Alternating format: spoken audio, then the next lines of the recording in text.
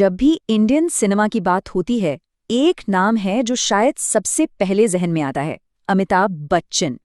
देखिए, ये सिर्फ एक नाम नहीं है, ये अपने आप में एक इंस्टीट्यूशन है, एक पूरा दौर है। तो आज हम उन्हीं के सफर को समझने की कोशिश करेंगे, जिनकी कहानी 5 दशकों से भी ज्यादा लंबी है और जिन्होंने एक्टिंग के मायने ही बदल दिए।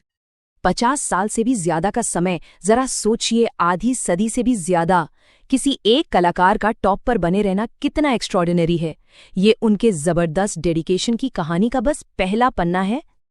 और इस लंबे सफर में काम का वॉल्यूम देखिए जरा, 200 से भी ज्यादा फिल्में। ये सिर्फ कोई नंबर नहीं है, ये उस पैशन और उस कला का सबूत है जिसने एक एक्टर को सदी के महानायक का दर्जा दिलाया। हाँ, महानायक, ये एक ऐसा टाइटल है जो किसी और के लिए इस्तेमाल होता ही नहीं है। ये उनके स्टैच्यू को, उनके इन्फ्लुएंस को एकदम परफेक्टली बताता है। पर सवाल ये उठता है कि ये महानायक बना कैसे? देखिए, हर बड़ी कहानी की शुरुआत ना जमीन से ही होती है। इनकी भी हुई। एक टाइम था जब उनकी भारी आवाज और उनकी हाइट, लोग कहते थे ये उनकी कमजोरी है। पर कमाल की बात देखिए, जो उनकी सबसे बड़ी रुकावटें थी ना, वही आगे चलकर उनकी सबसे बड़ी पहचान बन गईं। अब जरा इस टाइमलाइन को देखिए, ये दिखाती है कि उनकी सफलता की रफ्तार क्या थी। 7 हिंदुस्तानी से एक ठीक-ठाक शुरुआत हुई, आनंद में लोगों ने नोटिस किया। लेकिन 73 में आई जंजीर, अरे उसने तो जैसे एक तूफान हिला दिया। और यहीं से जन्म हुआ एंग्री यंग मैन का, एक ऐसा हीरो जो सिस्टम से नहीं, अपने उसूलों से लड़ता था। वो उस जेनरेशन की आवाज बन गए।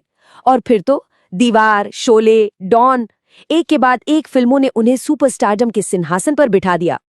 नामुमकिन है, ये सिर्फ एक डायलॉग नहीं था, ये उस दौर का एक ऐलान था, एक कॉन्फिडेंस था जिसकी गूंज पूरे देश में सुनाई दी।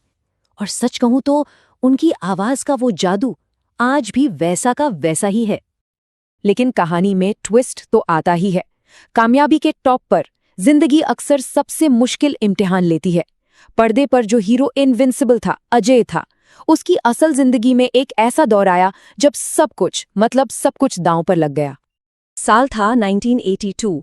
फिल्म कुली की शूटिंग चल रही थी और एक एक्शन सीन के दौरान उन्हें एक ऐसी चोट लगी जो जानलेवा हो सकती थी। बस इस एक पल ने पूरे देश की सांसें रोक दी थीं। चोट इतनी ज्यादा गंभीर थी कि कुछ देर के लिए तो उन्हें क्लिनिकली डेड तक बता दिया गया था। वो दौर ऐसा था कि पूरा देश एक साथ उनके लिए दुआ कर रहा था। सड़कों पर, घरों में, मंदिरों, मस्जिदों में, हर तरफ बस एक ही प्रार्थना थी। उनका वापस आना किसी चमत्कार से कम नहीं माना गया। और इसी हादसे ने उन्हें एक स्टार से एक जननायक बना दिया।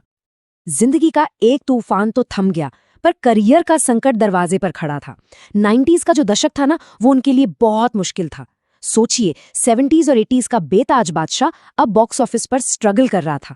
और ऊपर से उनकी कंपनी ABCL, वो भी दिवालिया होने के कगार पर आ गई थी। मतलब चारों तरफ से बस निराशा ही निराशा। ऐसा लगने लगा था कि क्या एक महान युग का अंत हो रहा है। और सबसे बड़ा सवाल यही था, क्या महानायक इस बार गिरकर उठ पाएंगे? और इस सवाल का जवाब एंटरटेनमेंट की हिस्ट्री में सुनहरे अक्षरों में लिखा गया। उन्होंने सिर्फ वापसी नहीं की, उन्होंने ऐसी वापसी की जिसे लोग आज भी सदी की सबसे बड़ी वापसी कहते हैं। उन्होंने खुद को एक नए दौर के लिए पूरी तरह रीइन्वेंट कर लिया। और इस वापसी का सबसे बड़ा जरिया बना टेलीविजन। साल 2000 शो का नाम कौन बनेगा करोड़पति। वो एंग्री यंग मैन वाली इमेज वाला एक्टर अब एक शांत, समझदार और गर्मजोशी से भरे होस्ट के रूप में हर घर में, हर परिवार का हिस्सा बन गया। KBC सिर्फ एक गेम शो नहीं था, ये एक कल्चरल फिनोमिनन था जिसने अमिताभ बच्चन को एक पूरी की पूरी नई पीढ़ी का हीरो बना दिया। और टीवी के साथ साथ बड़े पर्दे पर भी उन्होंने एक नई और शायद पहले से भी ज्यादा शानदार पारी शुरू की।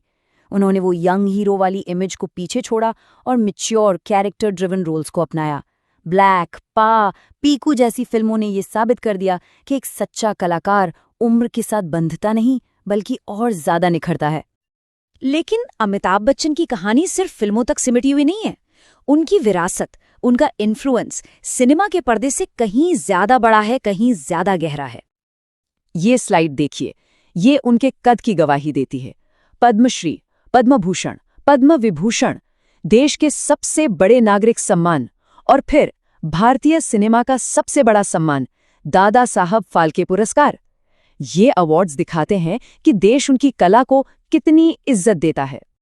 वो सिर्फ एक एक्टर नहीं है, वो एक कामयाब टीवी होस्ट हैं, एक सिंगर हैं, प्रोड्यूसर हैं और इन सबसे भी बढ़कर पोलियो उन्मूलन जैसे सोशल कॉजेस के लिए एक एम्बेसडर के तौर पर उनकी भूमिका, उसने न जाने कितनी जिंदगियों पर पॉजिटिव असर डाला है। वो सच में एक कंप्लीट आइकन है।